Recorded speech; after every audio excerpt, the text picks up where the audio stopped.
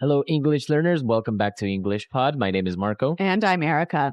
And today we're bringing you another sci-fi lesson for all of those fans out there of Star Trek and Star Wars. That's right. And today we're going to focus on some phrases. We're not going to do any vocabulary today. We're just going to learn some phrases that you'll find relating to science fiction. Okay, very good. So why don't we listen to a dialogue for the first time, and we'll come back and look at all these phrases. Captain, we're under attack by an unidentified ship. Damage report. We've sustained heavy damages to the engines. We've lost our warp drive. We'll have to attempt to make contact. This is Captain Jean-Luc Picard of the Starship Enterprise. We don't wish to engage. What is the nature of this attack? I am Captain Core of the ship Kodos. Your ship attacked our search party. No, you're not doing it right. Core doesn't sound like that. His voice is deeper. I am Captain Core of the ship Kodos. Your ship... No, if you can't do an authentic Klingon voice, I'll have to find a more serious Star Trek fan who can actually act, okay? But I already bought the Klingon suit and the wig and... All right, very good. Star Trek fans, apparently they were trying to act out one of the famous episodes where the Klingons attack the Enterprise. Vocabulary preview. My goodness. I don't know a lot about Star Trek, but I do know a lot about language. And we've got some great stuff here that will help you understand sci-fi movies and TV shows in English a little bit better. So why don't we go now to Fluency Builder? Fluency Builder. All right, so the first phrase that we have today on Fluency Builder. An unidentified ship. Unidentified ship. Unidentified ship. If we break it down and look at the first word, unidentified. You don't know which one it is. Okay, you don't know the identity. Yep. And a ship, I guess that's short for a rocket or a ship. spaceship. Okay. So we're not talking boats here. All right, we're Yep. not talking about boats. Very good.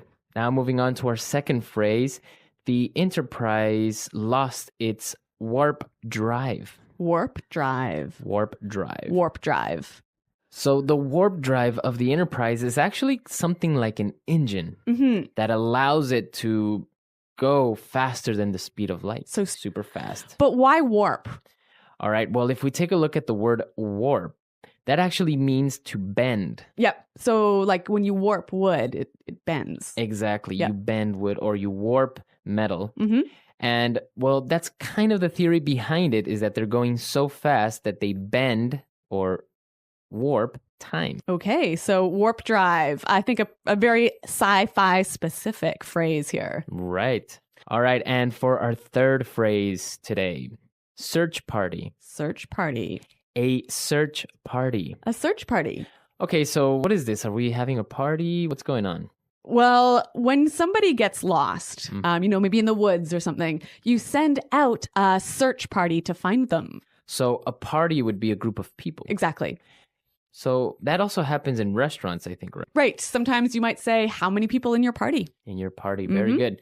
So party, group of people. All right. So in the dialogue, we saw that actually these were not real Star Trek characters, but they were just acting. But it didn't sound quite right, right? He said that his voice is deeper. So a deep voice. Deep voice. A deep Other voice. example. All right. We're going to hear an example of what a deep voice sounds like. The one constant through all the years, Ray, has been baseball. America has rolled by like an army of steamrollers. It's been erased like a blackboard, rebuilt and erased again. That is a deep voice. Now, because his voice wasn't deep enough, he didn't sound authentic. Authentic. Authentic. All right. So authentic, very easy word. Real, true to life, right? Not fake. Exactly. So, Marco, is that an authentic Rolex? No, it's not. But thank you for noticing. All right. So authentic. And our last word for today, wig, W-I-G, wig. So a wig is pretend hair, right? Right. Fake hair. So the hair is not authentic. Very good. All right. So a wig. All right, we've got some great language here. And why don't we listen to it one more time, slow down a little bit in the dialogue. Captain, we're under attack by an unidentified ship. Damage report. We've sustained heavy damages to the engines. We've lost our warp drive. We'll have to attempt to make contact. This is Captain Picard of the Starship Enterprise. We don't wish to engage. What is the nature of this attack? I am Captain Core of the ship Klothos. Your ship attacked our search party. No, you're not doing it right. Core doesn't sound like that. His voice is deeper. I am Captain Core of the ship Clothos. Your ship. No, if you can't do an authentic Klingon voice, I'll have to find a more serious Star Trek fan who can actually act, okay? But I already bought the Klingon suit and the wig. All right, now it's time for us to take a look at more phrases today in Fluency Builder. Fluency Builder. All right, so we've got some phrases here that you can use together with a number of different words, right? Exactly. So the first one, we heard that Data said we're under attack. We're under attack. Under attack. All right, so if we're under attack, it means that we are being attacked. Someone is shooting guns at you or trying to hurt you or something like that. Okay, so we are under attack. Very popular phrase that you would hear in war movies. Definitely. Now you can change this by changing the last word. We are under fire, which basically means the same thing. Yeah, except when you're under fire, there are guns involved. Okay, so they're shooting at you. Yep. All right, we're under attack. We're under fire. All right, moving on to our second phrase. We've sustained heavy damage. Sustain heavy damage. So when you sustain something, you receive it or you undergo this thing. Dialogue. So usually it's related to injury or to receiving some type of negative thing. Okay, so why don't we listen to some examples of how we could use sustain in context? Example 1. John had a car accident and sustained a fatal injury. Example 2. The boxer sustained a severe neck injury in the championship fight. Example 3. Luckily, the warship didn't sustain any serious damage. All right, so you see, we typically sustain something like an injury or damage that is negative. Very good. And the last phrase for today. What is the nature of this attack? What is the nature of? Okay, so basically he's just asking, why are you doing this? Right. Why? What is the reason? Yeah. What is the purpose? So again, we have some more examples of how you could use what is the nature of in different situations. Example 1. What is the nature of your visit to the United States? Example 2. What is the nature of the threat against our country? Example 3. The nature of my visit is personal. Okay, so a great phrase you can use not only when you're talking sci-fi, but in everyday life. Exactly. So why don't we listen now to the dialogue for the last time, and then we'll come back and talk a little bit more. Captain, we are under attack by an unidentified ship. Damage report. We've sustained heavy damages to the engines. We've lost our warp drive. We'll have to attempt to make contact. This is Captain Jean-Luc Picard of the Starship Enterprise. We don't wish to engage. What is the nature of this attack? I am Captain Core of the ship Clothos. Your ship attacked our search party. No, you're not doing it right. Core doesn't sound like that. His voice is deeper. I am Captain Core of the ship Clothos. Your ship... No, if you can't do an authentic Klingon voice, I'll have to find a more serious Star Trek fan who can actually act, okay? But I already bought the Klingon suit and the wig and... Well, Marco, I already admitted that I'm not much of a sci-fi fan, and I don't really know anything about Star Trek or Star Wars. Well, it is a very popular show. I think it started around the 60s or 70s. Yep. Like the first version of Star Trek. And, well, many people follow it now. They dress up. They know the secret language that is used on the show. They know the spaceships. It's a big culture.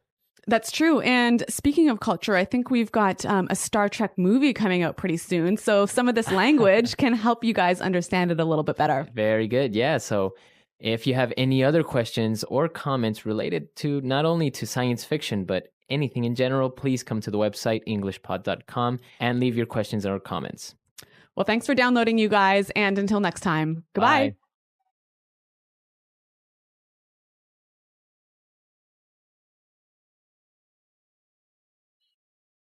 Second paragraph in the dialogue.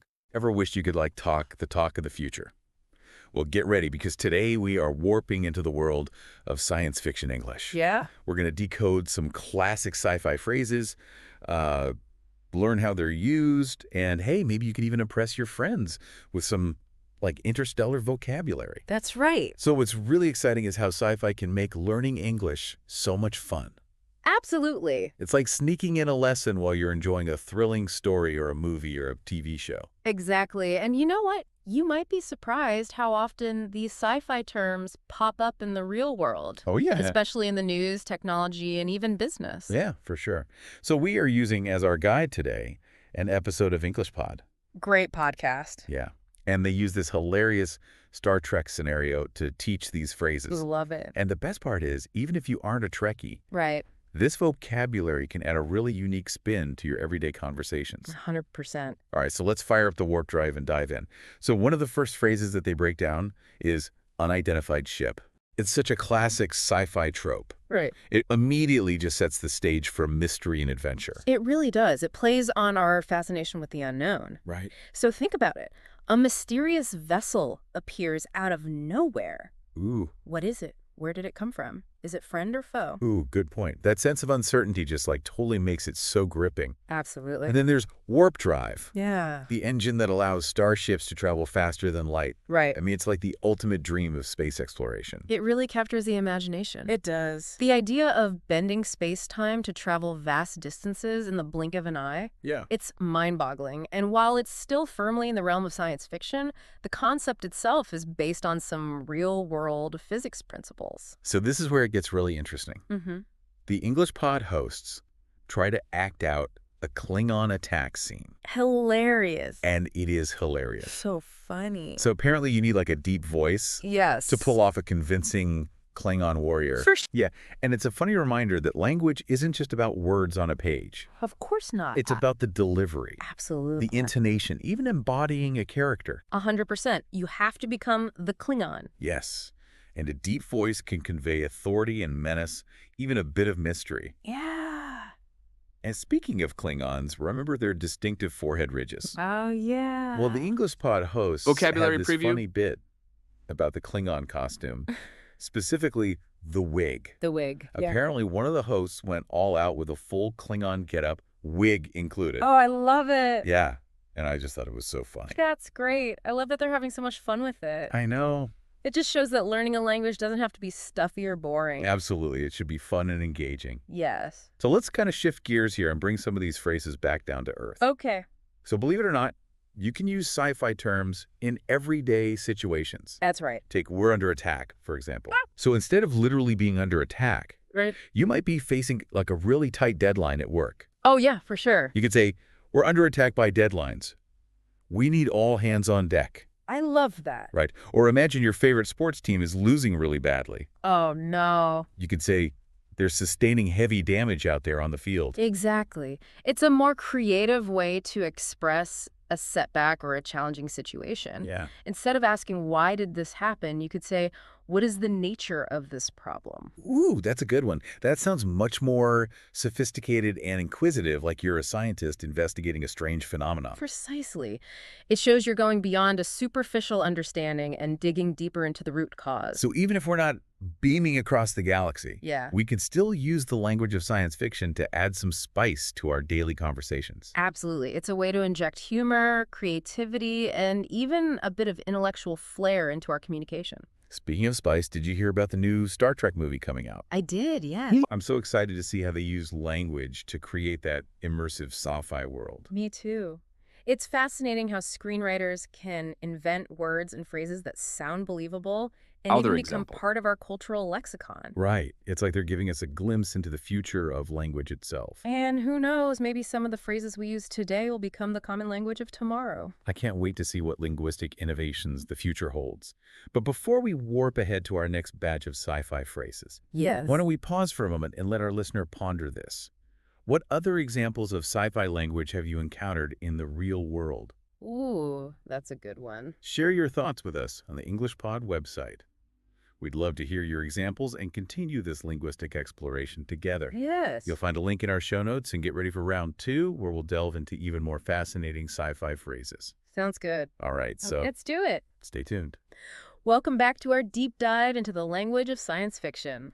It's like we're on a linguistic starship, charting a course through a galaxy of words and phrases. I like that analogy. And just like any good starship crew, we need a skilled search party Yeah. to help us navigate this uncharted territory. Speaking of search party, that's another phrase that has roots in both sci-fi and like everyday life. It is. We often see search parties deployed in sci-fi movies, to find missing crew members. Yeah. Or to explore uncharted planets. Right. But it's also a common phrase in real-world situations, like if someone gets lost in a forest or a disaster strikes. Right.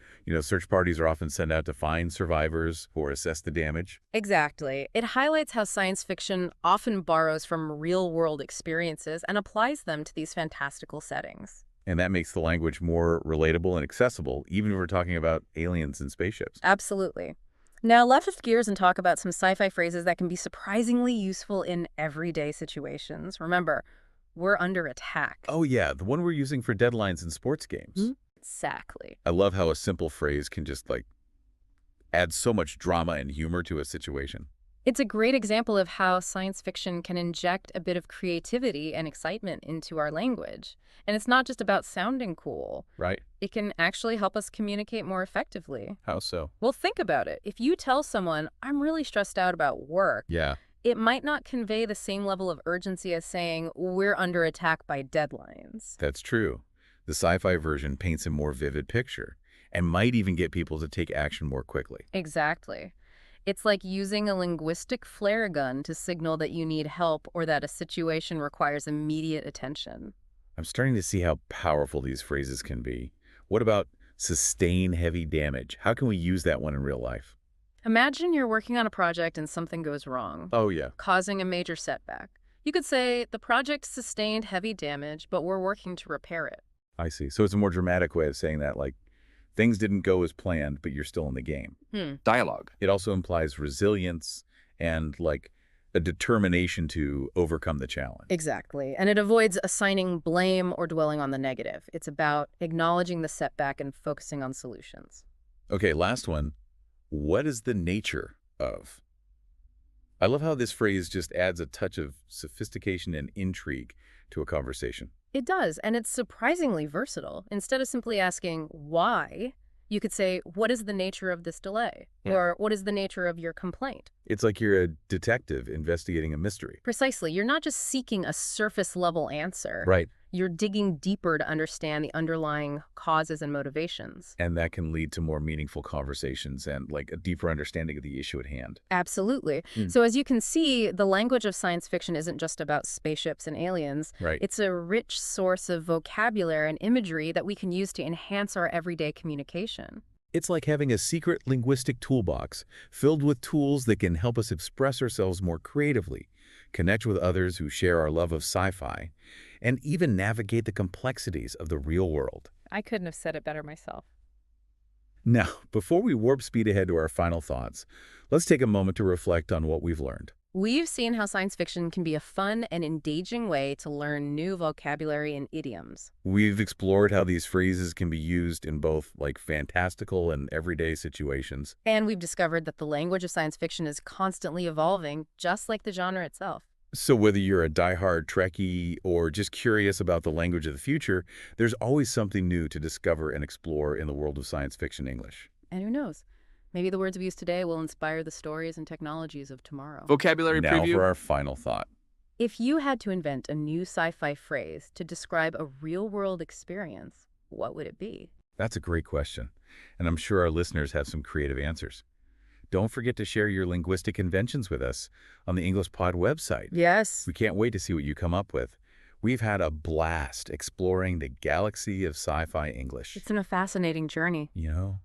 We've beamed aboard starships, encountered strange new worlds, Right. even deciphered alien languages, all through the power of words. And we've learned that the language of science fiction, it isn't just about entertainment. Right. It can also be a really valuable tool for learning English, Oh, yeah. expanding our vocabulary, and even improving our communication skills.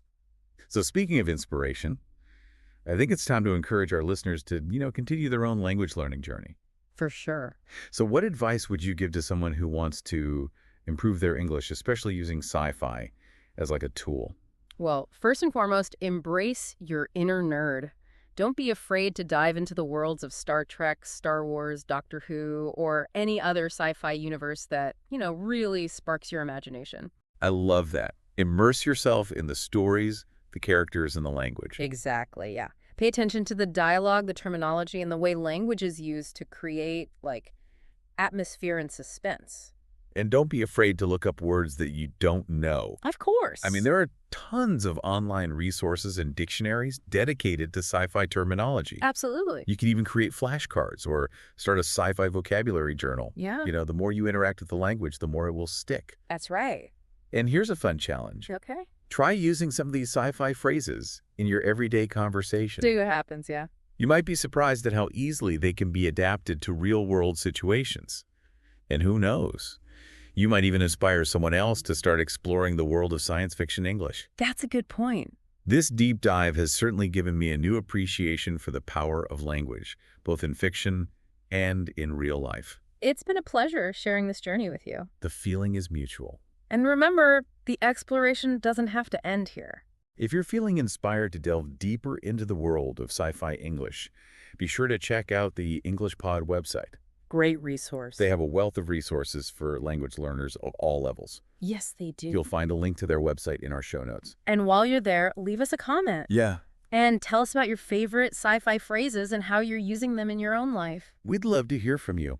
And until next time, live long and prosper. May the force be with you. And don't forget to boldly go where no one has gone before.